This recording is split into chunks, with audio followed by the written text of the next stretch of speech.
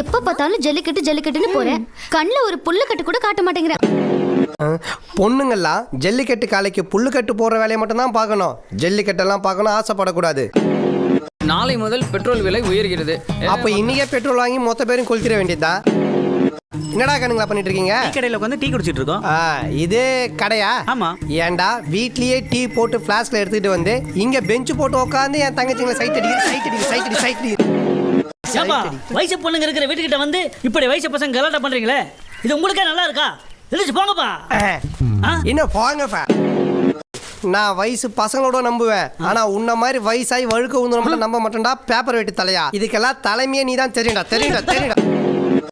அண்ணா, இப்படி ஏன் டெய்லி ஆர்ப்பாட்டம் பண்றீங்க? அப்போ எங்க மேல உனக்கு நம்பிக்கை இல்லையா? இல்லம்மா, நம்மலாம் ஒரே குக்கர்ல வெந்த இட்லிங்க. என்ன காளையா கூட்டிட்டு எங்க போயிட்டு இருக்க? ரிஜிஸ்டர் ஆபீஸ்க்கு போயிட்டு இருக்கேன். இதோ இதுக்கு ரெண்டு கல்யாணம் பண்ணி வைக்கலான்னு. எந்த ஜல்லிக்கட்டுலயும் ஒன்னும் பாக்கலையே, கூடிய சீக்கிரம் உண்மை என்னன்னு கண்டுபிடிக்கிறேன். முதல்ல ஓடி போன உன் பொண்டாட்டி கண்டுபிடுறா. டேய், என்னடா வாசல் ஆம்பளை செருப்பு இருக்கு? நாய் தீக்கின்னு வந்து போட்டுருக்கும்பா. அப்படியே போட்டுருந்தாலும் ஒரு செருப்பு தான்டா போட்டுருக்கோம். ஆனா 2 தடவை நாய் தீக்கின்னு வந்து போட்டுருக்கும்பா. 2 செருப்பால அடிப்பேன். நாய்க்கு சப்போர்ட் பண்றியா? பாடா யாருன்னு பாப்பா.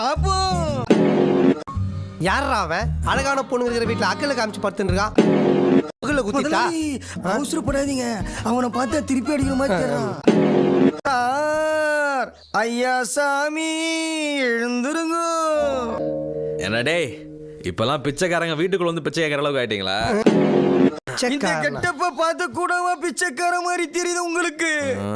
இந்த கெட்டப்ப பார்த்ததுக்கு அப்புறம் தான் பிச்சைக்கார மாதிரி தெரியுது.